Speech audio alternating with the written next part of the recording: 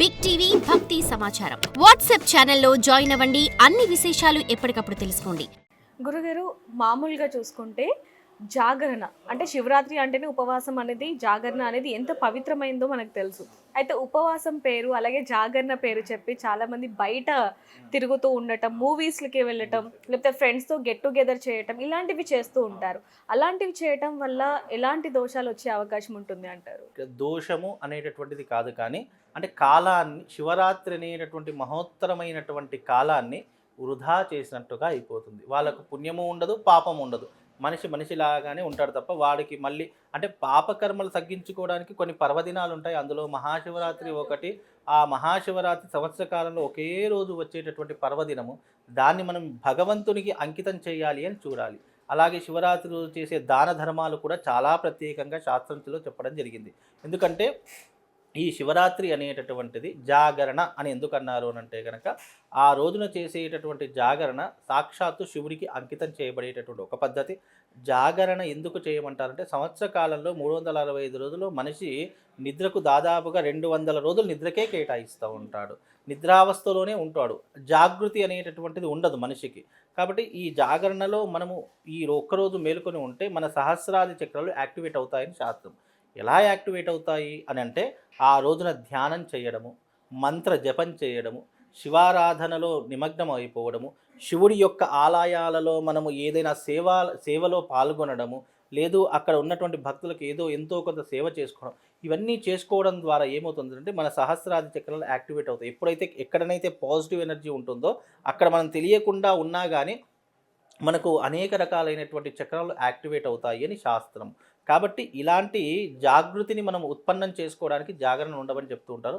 అలాగే జాగరణ అనేటటువంటిది ఏమిటి అని అంటే కనుక, మనిషి యొక్క ఆధ్యాత్మికతను పెంచుకోవడానికి ఈరోజు శివరాత్రి వచ్చింది. శివరాత్రి అనేటటువంటి తత్వం వెనక ఉన్నటువంటి అర్థం ఏంటి, పరమార్థం ఏంటి అని తెలుసుకోవడానికి, అలాగే శివుడి యొక్క లీలలు తెలుసుకోవడానికి, శివుడి యొక్క జన్మం గురించి తెలుసుకోవడానికి, శివ లీలలు తెలుసుకుంటే, ఆ లీలలు తెలుసుకుంటే అరే భగవంతుడి యొక్క తత్వం ఇదా, భగవంతుడు ఈ రకంగా మనుషులకు మేలు చేస్తాడా, ఈ రాక్షసులను సైతం శివ అన్న వెంటనే కరుణించే ఇంత గొప్పనైనటువంటి భగవంతుడు మనల్ని ఎందుకు కరుణించడు అనేటటువంటి మన యొక్క మైండ్ సెట్ భగవంతుని మీద ప్రేరణ చేయడానికి జాగరణ ఉండమని చెప్తూ ఉంటాము.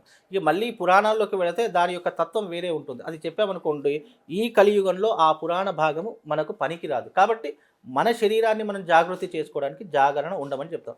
ఎవరైతే ఈ జాగరణ అనే పేరుతో కాలాన్ని వృధా చేస్తారు, సినిమాలని, షికార్లను, లేదంటే రోడ్ల వెంట పెట్టి తిరుగుడో, లేదంటే అనవసరమైనటువంటి మాటలు మాట్లాడడము చేశారనుకోండి, దానితో పుణ్యము రాకపోగా పాపమే మూట కట్టుకున్న వాళ్ళం మొత్తం.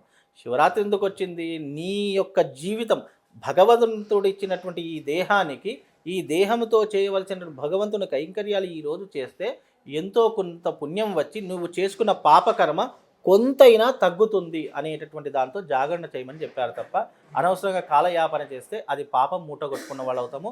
కాబట్టి జాగరణ అనే పేరుతో శివుడి యొక్క ఆధ్యాత్మికతను తెలుసుకోండి, లేదా ఆ రోజంతా శివాలయంలో కూర్చోండి. దానికి మించిన జాగరణ లేదు. శివాలయంలో కాస్త ఎంతో కొంత పుణ్యం చేసుకునే ప్రయత్నం చేయండి, భక్తులకు సేవలు అందించండి. దానికి మించిన పుణ్యం ఇంకోటి లేదు. అలాగే దానము ధర్మం. ఆ రోజు అందరూ ఉపవాసం ఉంటారు కాబట్టి కనీసం మంచినీళ్ళు, లేదా పాలు, పండ్లు, ఇలాంటి ఫ్రూట్స్ కానీ ఇలాంటివి అక్కడ ఉన్నటువంటి భక్తులకు దానం చేసే ప్రయత్నం చేయండి.